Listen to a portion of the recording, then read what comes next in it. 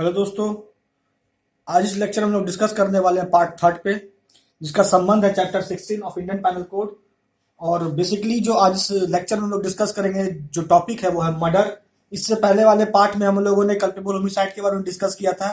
तो दोस्तों, lecture start करने से पहले एक रिक्वेस्ट है कि प्लीज आप मेरे चैनल को सब्सक्राइब करें और मेरे वीडियो को ज्यादा से ज्यादा लाइक एंड शेयर करें। और हाँ दोस्तों, अगर आपको कोई भी समस्या है लॉ से रिलेटेड या किसी भी टॉपिक पे, लॉ से रिलेटेड किसी भी टॉपिक पे अगर आपको लेक्चर चाहिए तो प्लीज आप कमेंट बॉक्स में कमेंट करें। तो चलिए दोस्तों, स्टार्ट करते हैं आज का टॉपिक जो है मर्डर पे। तो बेसिकली आज इस लेक्चर में लोग डिस्कस करने वाले हैं मर्डर के डेफिनेशन पे। देखिए, जब हम लोग मर्डर के बारे में समझते हैं तो इसका जो डेफिनेशन है वो इंडियन पैनल कोड के सेक्शन 300 में है। ठीक है, तो 300 क्या कहता है एक्चुअली में, ये जानते हैं। सबसे पहले देखिए, सबसे पहला जो स्टेटमेंट या सेंटेंस इस्तेमाल हुआ अंडर सेक्शन 300 वो क्या कहता है, accept in the cases here in after expected. कहने का मतलब कि कल्पेबल होमिसाइड जो है वो मर्डर माना जाएगा। ठीक है, कब माना जाएगा? तो उस परिस्थिति में माना जाएगा जिस परिस्थिति का जिक्र सेक्शन 300 में किया गया है। अन्यथा कल्पेबल होमिसाइड ही रहेगा, मर्डर नहीं माना जाएगा। ठीक है, तो देखिए सबसे पहला क्या कहता है कि if the act by which death is caused is done with intention of causing death. कहने का मतलब कि अगर किसी एक्ट के थ्रू डेथ हुआ है किसी व्यक्ति का और वो एक्ट किया गया है उस इंटेंशन से ही कि डेथ काउज्ड हो जाए, तो क्या माना जाएगा ऐसे सर्कमस्टांसेस में कि व्यक्ति करने वाला एक्ट क्या कर रहा है, डेथ काउज्ड करने वाला व्यक्ति क्या कर रहा है, मर्डर कर रहा है। दोस्तों, जब हम लोग कल्पेबल होमिसाइड पढ़े थे तो उसमें यह पॉइंट भी कल्पेबल होमिसाइड में भी आया था, जो कि कह रहा था कि अगर कोई व्यक्ति एक्ट करता है with intention of causing death तो वो व्यक्ति माना जाएगा कि कल्पेबल होमिसाइड किया है। तो यहां भी वही बात रिपीट हो रहा है मर्डर के केस में भी। तो ये एक कॉमन पॉइंट है दोनों के बीच में। ठीक है, मर्डर और कल्पेबल होमिसाइड के बीच में। क्लियर?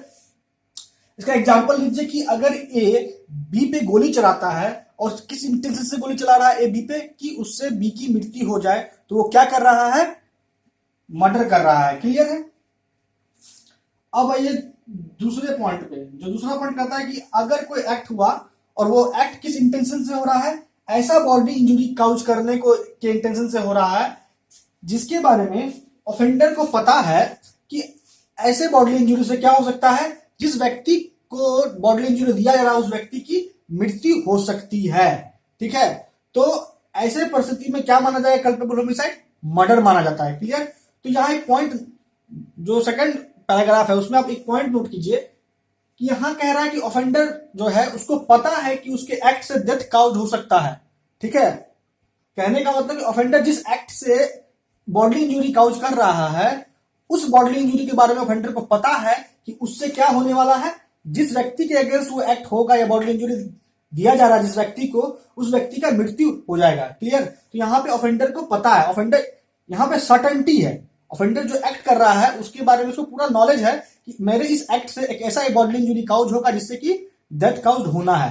ठीक है, तो एग्जांपल देखिए क्या है कि मान लीजिए, इसका एग्जांपल से समझिए आप इस पैराग्राफ को कि कब कल्पेबल होमिसाइड मर्डर है, अन्यथा कल्पेबल होमिसाइड मर्डर नहीं होता है। ठीक है, हम लोगों ने ऑलरेडी इसके पहले वाले चैप्टर, इसके पहले वाले पार्ट में डिस्कस किया था। ठीक है, तो इसका एग्जांपल लीजिए कि अगर ए जो है ग्रसित है किसी बीमारी से और इस बीमारी के बारे में बी को पता है और बी जानता है कि अगर हम ऐसा कोई भी बॉडी इंजुरी करेंगे तो उससे बी ए का मृत्यु हो सकता है। क्लियर? तो यहां पे बी का नॉलेज कि ए किसी बीमारी से ग्रसित है और उस बीमारी का नेचर क्या है कि अगर ऐसे व्यक्ति जो बीमारी से ग्रसित होते हैं, अगर उस व्यक्ति को बॉडी इंजुरी दिया गया तो उस व्यक्ति का डेथ काउज हो सकता है। तो ऐसे सर्कमस्टांसेस में बी ये जानते हुए अगर एक्ट करता है तो क्या कर रहा है, मर्डर कर रहा है। क्लियर? अब ये थर्ड पॉइंट में जो तीसरा पॉइंट कहता है कि अगर कोई एक्ट किया गया और किस इंटेंशन से एक्ट किया गया कि ऐसा बॉडी इंजुरी पहुंचाया जाए, ठीक है, किसी भी व्यक्ति को, ठीक है, जो क्या है, सफिशिएंट है in ordinary course of nature to cause death. यहां पे क्या कह रहा है तीसरा पॉइंट में कि जो एक्ट करने वाला व्यक्ति है उस इंटेंशन से एक्ट कर रहा है कि बॉडी इंजुरी हो जिसके अगेंस्ट एक्ट हो रहा है उस व्यक्ति को, और वो बॉडी इंजुरी का नेचर कैसा होना चाहिए, थर्ड पॉइंट के अकॉर्डिंग सफिशिएंट होना चाहिए जिससे कि डेथ काउज हो सके ऑर्डिनरी कोर्स ऑफ नेचर में। क्लियर? तो फॉर एग्जांपल आप इससे समझिए, एग्जांपल समझिए कि मानिए कि ए जो है इंटेंशनली, इरादतन क्या करता है, तलवार चलाता है बी पे, ठीक है, और उससे उस तलवार की वजह से बी को जो बॉडली इंजरी होता है वो क्या है, सफिशियंट है कि उस तलवार के इंजरी से बी की मृत्यु हो जाए, ठीक है। तो ये एग्जांपल हुआ पैराग्राफ 3 का, पॉइंट 3 का, जिससे हम ये समझे कि अगर कोई एक्ट जिससे बॉडली इंजरी हो और वो सफिशियंट है ऑर्डिनरी कोर्स ऑफ नेचर में डेथ काउज करने को लेके, तो ऐसे व्यक्ति जो एक्ट कमिट कर रहे हैं उस व्यक्ति क्या काउज कर रहे हैं, डेथ जो काउज कर रहे हैं वो क्या माना जाएगा, मर्डर माना जाएगा, वो कल्पेबल होमिसाइड नहीं माना जाएगा। क्लियर दोस्तों, ऐसा भी परिस्थिति होता सर्कमस्टांसेस है जब कल्पेबल होमिसाइड मर्डर होते हुए भी मर्डर नहीं होता है, तो ये अपवाद है जिसको हम लोग नेक्स्ट पार्ट में कवर करेंगे, ठीक है। क्लियर। अब ये जो लास्ट पैराग्राफ है, जो लास्ट पॉइंट है, वो क्या कहता है कि if the person committing act knows that it is क्या कहता है, imminently dangerous act that it must in all probability cause death or such bodily injury as is likely to cause death।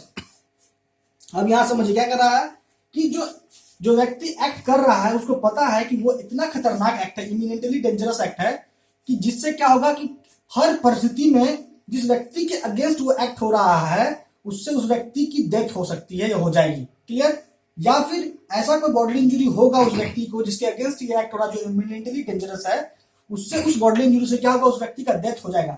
और वो व्यक्ति अगर ऐसा कोई एक्ट करता है विदाउट टेकिंग एनी एक्सक्यूज, ठीक है, तो ऐसे परिस्थिति में व्यक्ति जिस व्यक्ति का डेथ काउज कर रहा है, ठीक है, तो वो व्यक्ति जो एक्ट किया है जिससे डेथ काउज हो रहा है तो क्या माना जाएगा, वो मर्डर कमिट कर रहा है। क्लियर। ऐसे परिस्थिति में कल्पेबल होमिसाइड क्या हो जाएगा, मर्डर हो जाता है। क्लियर। अब एग्जाम्पल देखिए, एग्जाम्पल से आप समझिए। एग्जाम्पल है कि अगर ए जो है बी पे केरोसिन ऑयल डालता है, तो यहां पे केरोसिन ऑयल डाला बी और उसके बाद बी को आग लगा देता है, तो यहां पे ए के द्वारा जो किया गया एक्ट है इतना खतरनाक है कि हर परिस्थिति में आप गौर कीजिए बी का मृत्यु हो ही जाएगा, ठीक है। तो ऐसे सर्कमस्टांसेस में एक जो ऑफेंस कर रहा है वो क्या है, वो मर्डर है, वो कल्पेबल होमिसाइड नहीं है।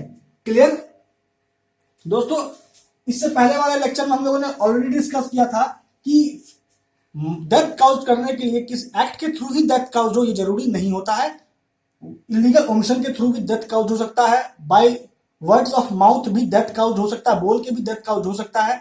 लेकिन अगर कोई व्यक्ति कुछ बोलता है और गुड फेथ में बोल रहा है तो वो उसका डिफेंस ले सकता है सेक्शन 93 के तहत इंडियन पेनल कोड का।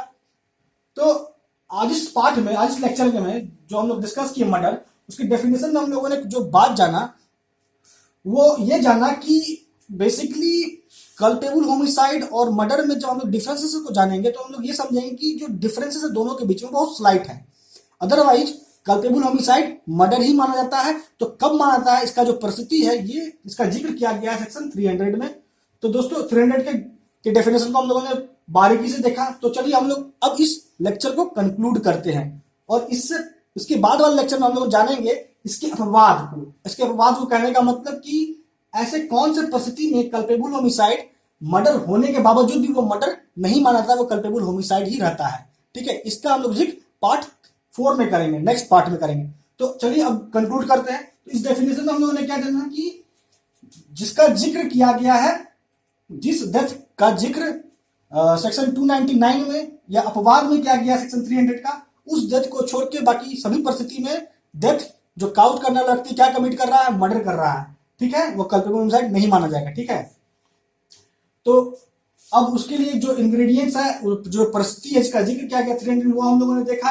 पहला में देखा कि कोई एक्ट इंटेंशनली किया जाता है जिससे डेथ काउज हो तो माना जाएगा कि मर्डर हो रहा है, ठीक है। इसका एग्जाम्पल हम लोगों ने देखा। दूसरे केस में हम लोगों ने जब डिस्कस किया तो ये समझा कि ऑफेंडर नॉलेज से अगर कोई एक्ट कर रहा है जिससे डेथ काउज हो रहा है तो ऐसे परिस्थिति में कल्पेबल होमिसाइड मर्डर होगा। तीसरे पॉइंट में हम लोगों ने देखा कि एक्ट कमिट करने वाला व्यक्ति जो एक्ट कर रहा है वो सफिशिएंट है इन ऑर्डिनरी कोर्स जिससे डेथ हो जाए तो ऐसे परिस्थिति में कल्पेबल होमिसाइड मर्डर माना जाता है, क्लियर।